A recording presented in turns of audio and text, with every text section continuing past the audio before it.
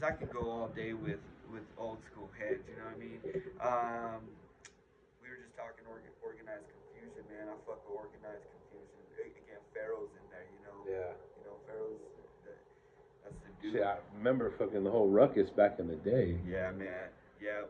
They Yeah. had the gyms before the cats were, Man, they had sound Eminem, bombing was the Moses. motherfucking shit, bro.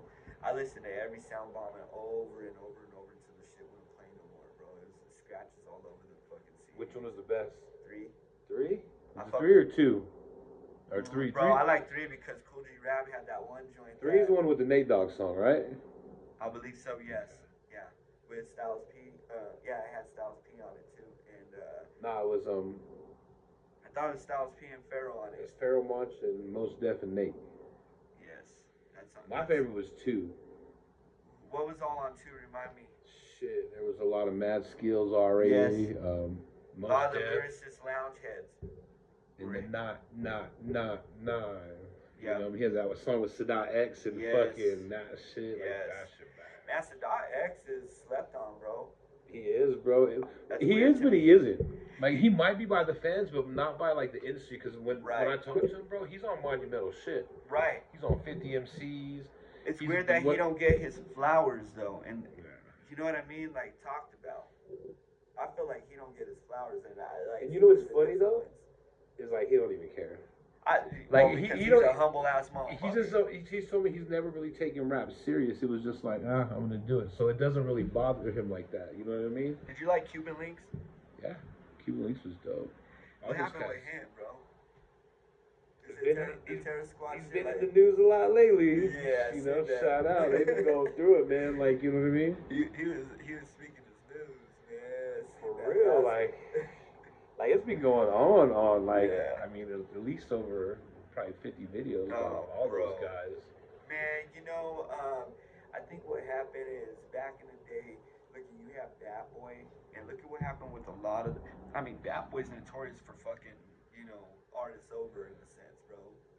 For real, You for real. getting signed to a great sounding deal, and then. But not even great sounding, bro. Like, flashy. they gotta know. Right. You gotta know that first deal. Like, if you're really trying to get your foot in, Right. you're gonna have to give away 50% of your publishing. Right. Like, real talk, just to get your foot in the door. Yeah. Think about it.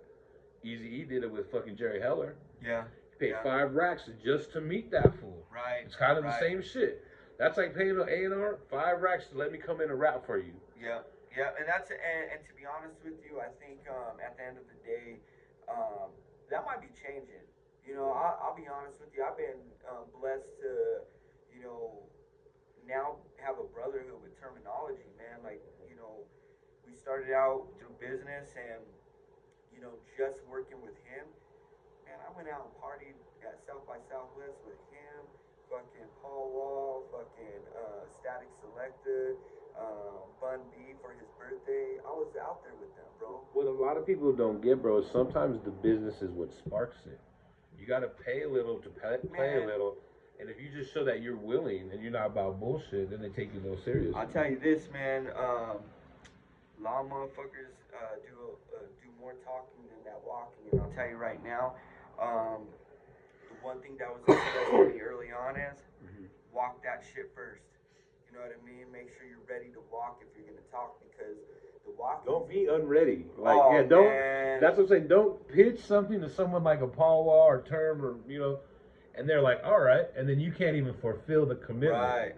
Right. Yeah, because you look stupid for And that's one. the biggest thing that people probably fuck up. Like, I promise them the world. Like, Oh man, here's the thing. Like when I brought out terminology for his first event out here with River, it was like our event, or it was our first headlining event to set off, our shows, concerts and stuff. And I hit him up, and we had been talking for a long time. Anyways, it's always been business. But I hit him up, and I was like, "Yo, what's it gonna cost? What do you want? Blah, blah." Got him out, picked him up immediately, took care of him from the get, took him wherever he wanted to go. Made sure I spent fucking racks on alcohol from Douce up the fucking ass, bro. Bottles. Over at River, Carissa and Gil, the owners, they made sure to have him poured up time. I had lemonade and Bradley 2.0 rolling up mad weed the whole fucking night for all the artists. And all they had to do was say, hey, I had my man Quester Walker. He was there chefing it up for all the artists, serving them up, taking care of everybody, man. And that whole weekend, I made sure to just make sure he felt like he was taken care of. Had him in an Airbnb, not a hotel. Had alcohol for him the whole time at the Airbnb. Took him to the studio. Went to me. He because of that, he said, "Yo, I want to introduce you to Bun." Took me, introduced me to Bun. Bun. Ever since then, took me out to fucking Bun's birthday party for South by Southwest. Hung out with Bun. Bun was like open arms. Remember me because of that night, because of term. And that's what I'm talking about. When you do your fucking business right, they put you on. You don't have to go through all the crazy fucking hoops and shit if you do your shit right from the get. You know what I mean? I was gonna tell you, we tried to hit up Bun for a podcast, and I know it kind of left me a little salty. But now that I think about it, it definitely is not him, but his people. Is trying to hit us for like 5-6 racks. They be charging. I'll be honest with you, but his people, and no, but I mean I've dealt with that shit, like crazy shit where like, you know what I mean, like if I could talk to you, you know, it's a whole different situation, but if I'm dealing with your person, they're probably trying to make a rack off of me just off top. Oh yeah, well check it out. Like I'll be honest with you, Bun's only been out here 3 times to perform, okay, in Colorado. Now out here, the last time he got fucked hard. They had him coming out and performing at 1:30. He was supposed to go on at 12. An hour and a half. That's a long time, bro. And I'll tell you right now, like it was mad excuses. We were down there smoking, talking, and he was like, "Yo, come on, like." Well, they had all those openers, right? They had 1 million openers for that shit. And that's where the business is done wrong. When you got motherfuckers that don't care about 16, 17 different fucking openers. Now, if you have 3, 4, cool. That gives them the shine. Now, everybody else that performs, you're taking last minute catch. Oh man, I got 3, you know, shit like that. Who knows if you made money? If you made your money back, you know, when you have to start cutting corners and shit. Right. Well, you know, at the end of the day, you know what I mean? Like, I get why they're doing it, but if you do your business right, and you and I were just talking about this before we got on. There's ways to the business to do this and get it done the right way, and you don't look stupid. That's your boy Cody on right there. Hey, man, ATR shit, bro. Yeah. American Trash Republic, bro. That's an OG. That's one of my favorite squads. If we could put the top 5 up. I got it right there, bro. Yeah, okay. You know what I mean? That's the top 5. I gotta put him up, bro. That's my G, you know? Him and Concept, you know? My bad about the Bun beat, but they talk about what happened. Like, he just had to go through was he there sitting forever? Yeah, bro. So we were down there, and not only that, like, yo, when an artist requests to have security watching the door so nobody's just coming in, we were literally sitting down there trying to enjoy our fucking alcohol, because I brought bottles for him. I brought expensive ass bottles. I brought a $2,000 bottle of champagne for him, bro. Damn. For him in terminology to sip up. And so we were down there. I brought weed specifically from Lemonade to roll up for him that night. Motherfuckers coming through that door left and right, like, yo, Bud, oh my God. Well, and even motherfuckers I knew, it was embarrassing. I'm like, yo, don't say my name. And these motherfuckers are like, yo, that's my G. I'm like, you know, like that weird ass like energy.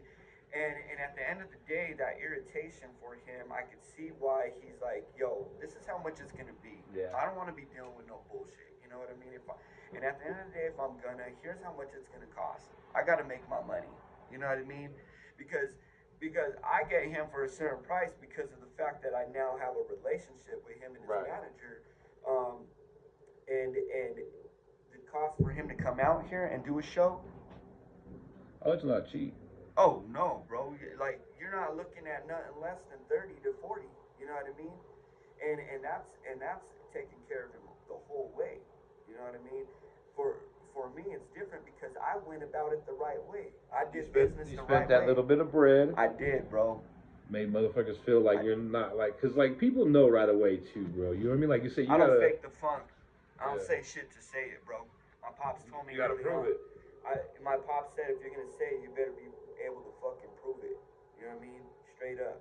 Like that's just real time. My grandpa, Like he came from some OG shit, and that's one thing he preached to me early on was like, yo, don't fucking talk, don't talk.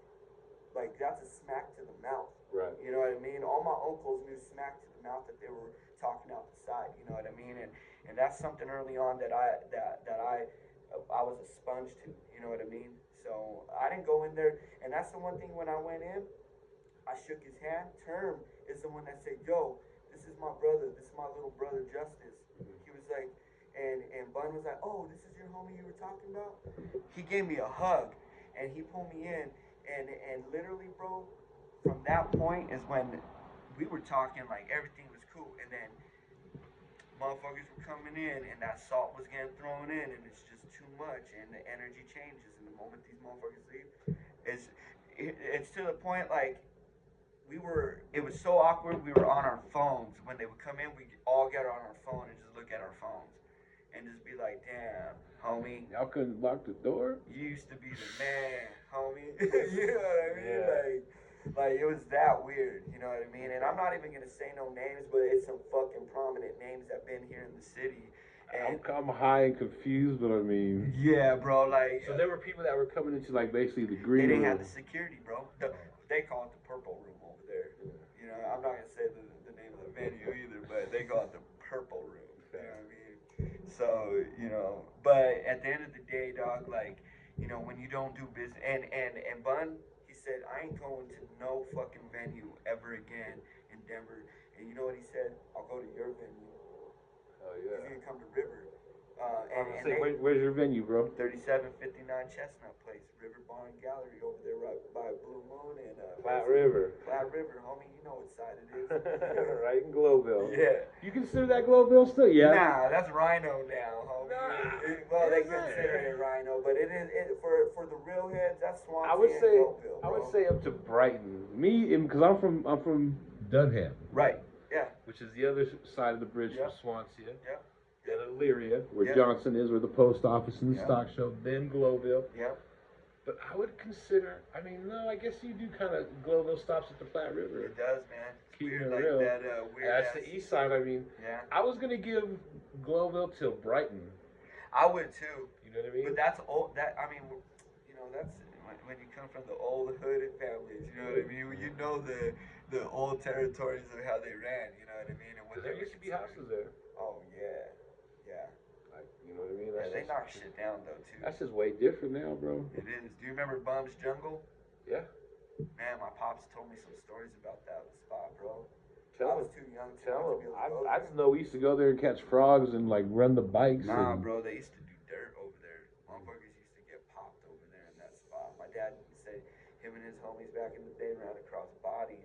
Damn. Yeah, and you know that was the hood though. You know what I mean? That whole area is the hood. I mean, it's an OG hood. I don't know. I mean, I know it is. I'm from there, but I mean, it's never like it's always been cool. Like, Well, I guess it's different when you're from there. Yeah. You don't. But when you're from like a different part of the city, you're like, yo, have you gone over there? I think Elvis was saying just the homie. He was saying like, dog. He's like, we'd always throw parties in the east side, and no one would ever want to come. Like, Nah, bro. You know what I mean? Yeah, look, bro. Like I grew up again, you know, mainly running, you know, the south and the north and the west because all my family and friends were all in those areas. But you know, like I didn't go to the east side unless I was invited. You know what I mean? By somebody from the east side because I knew that you couldn't just go over there. You know what I mean? Like Yeah, we just ran around everywhere, man. Like, you know what I mean? and you couldn't wear certain colors. When bro. we were younger, we would fucking cruise it all. Like, but Yeah. like once, like you said, they got older. You like, you know what I mean? Right. I remember riding bikes with the Castle Swansea down the Yeah. all the way to Globeville and Yeah. all back through the east side on 40th and Yeah. shit. You know what I mean? And You know what? I miss. You know, I say this all the time. I miss like the '90s, bro, like a motherfucker, bro. Those days were different for everything. You know, hip hop, just the overall feel as a teenager and all that. You know what I mean? Like, you know, just growing up around that time, doing music, even just cipher sessions at parties. Right. Rock Island. I don't know if you remember Yeah. going to Rock Island. I do. I was young, so I had to sneak in and then go to those b-boy sessions and the rhyme sessions, you know. But man, you know, those decades, I was gonna call After the Gold Rush, right? Yeah. Same thing, right? Yeah. Decades after the Gold Rush. Yep. We used to go there and drink 40s in the fucking Hollywood Legends. That's after the Gold Rush. Yeah, definitely after. Yeah, there's a lot of spots after, man. A lot of spots. Back in the day. Man, there's some good spots though, bro. Back in the day, but you gotta also be careful because I remember different hoods showing up to some of these spots and it popped off immediately. You ever be at fucking Pepsi when it popped off? Oh man, Pepsi was the shit back in the day. I don't know if they bro. still do it. They might, but that used to be the shit. Oh man, it was crazy. But here's the thing, man. I think that essence disappeared for a while, and I think it's coming back, man. I think it is too, because I noticed too, like lowriders were back in the day and they went away, but now like you see a couple of lowrider events, like Denver got a gang of lowriders. Oh man, I mean, I seen some. There was a man, I forget what it was like an interview or something on YouTube. They were talking about how back in the day, or no, now people are like trying to come back to Colorado for the lowrider scene, man. They fuck with the lowrider scene heavy out here because it's different from Cali, it's different from New Mexico, it's different from Texas and all that. We have a certain style that like they do. Ours is like the hybrid almost of all of them. It is, bro. Like it really is. I remember when the first not the first, but back in the day, lowrider used to throw their shows over at Lincoln. Nah. Bro, that was early on. They had a lot of their shows were at Lincoln High School in their parking lot. We were talking some little stuff earlier, like Cutting Crew and all that. And I told you my homie DJ Hex. Yep. I remember he was one of the first people I seen do graffiti. Oh, dope. And they did little pieces like the night before the lowrider show at the Coliseum. And I remember we went there before we went to the rave or some bullshit, and they fixed some shit, you know what I mean? Yeah, that's Take tight. pictures, and then we went to the rave, fool. That was hey man, those were the days back in the day for lowrider, huh? Yeah. Especially when they went to the Coliseum, like fuck. That was the shit, bro. I miss those days. I do miss those days heavily. I guess they're having it now this year in the Springs. Are they? I might have to go. They've had it like the last couple times in the Springs. It's weird. I would see it more in Pueblo, to be honest with you. For some reason, Pueblo is just, it seems like they'd be way Nah, I totally get what you're saying. I want to say, but I know exactly what you're saying. Just in my opinion. But I don't know, man. I love Denver, man. I love the hip hop scene, bro. I feel again, I feel blessed to be a part of it and have my roots in a different way here. You know what I mean? Mm-hmm. And plan it in a different way. I guess with the right people and just my experience being here in Denver, being able to do it here and meet great people, it's been a blessing, bro. Do you feel like the weed has brought like more people here to Denver as far as like music and stuff like that, or how do you feel like Absolutely, man. I think that the legalization changed everything. I think not just for people moving here, but I think the business itself, people are investing in it. I mean, look, you got Method Man, you got a lot of artists that are already that they have their own brand. You know what I mean? You got actors that have their own brand. And Denver being that it was the first to actually go, legal all the way, that changed the game. And motherfuckers want to be here for it. You know what I mean? I know California has had the best weed for a long ass time, but I'm gonna be straight up. I've heard this from a lot of people, even artists that I fuck with, big artists, say, yo, when we come to Denver, we get a whole different high. Maybe it's the altitude. It's the weed, bro. Like people don't realize, like when our shit started, it was babysitter from day one. Right. Like the Cali shit, like a lot of that shit's like outdoor and it's still, now it's babysitter, but it was just like not like it was like what I mean, indoors here. It wasn't commercial like they were trying to give the best right away here in Denver. You know what I mean? Since it was legal, it's like, yo, let's give them the best we can. Cause you hear a ton of rappers saying when they come here, the weed is the best. Yeah. And to rappers too, I want to put this out there for you too. Like, don't get upset if you come here and do a show and we're quiet. Right. Because we're high as fuck. We're not drunk as fuck. No. Drunk as fuck, loud as fuck, rowdy as fuck, crazy as fuck. You don't want that. After my 8th blunt of the day, I'm vibing out, but I'm probably gonna be kind of quiet. But then You you get know, mad sometimes, bro. I'll Like, be honest with you. I actually prefer when I perform. I like the crowd actually listening to me, not talking in the background. And then when I'm done with the song, everybody going, oh, you know what I mean, clapping, doing whatever they do about as far as loving whatever I did. And then me being able to explain the next joint or do whatever I do when I'm performing. But having all that chit chat, all you chatty Cathy's can go fucking somewhere else. You know what I mean? Keep that shit out of the fucking scene. for real, for real. Enjoy the fucking show, Like that's what I like to do. Yeah. Have you performed anywhere else besides Denver? Or? Yeah, yeah, I've been out of state. I performed in Germany. How was Yeah, that? bro, Germany's different. Europe, hip hop in the European part of the world, man, they held on to the essence of it different than Yeah, they're whole different. the states, bro. They kept the essence like that boom bap, like consistent, bro. Like, and then they mutated it. It's fucking mutated. But when I went out, this was like 2008, 2009. I went out there, performed. I did a couple shows out there. Heidelberg. I was out there for the first time I went out for like 2 weeks. Did a couple shows out there. It was dope, man. It was dope.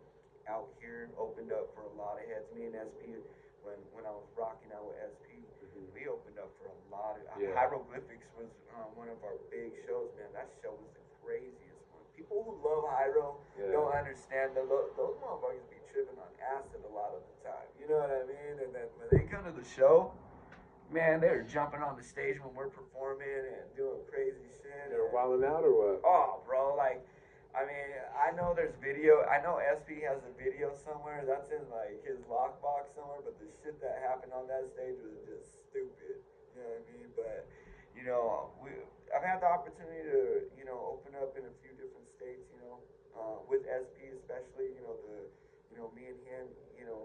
Uh, I had the opportunity to travel with him when he was doing things on his own at one point, and I DJ'd for him, and so and I performed a couple tracks here and there, but for the most part, man, I was DJing for him and just had the opportunity to travel that way. And then when I went solo, I had a manager that got me signed to Atlantic Records as a producer or a placement producer and writer.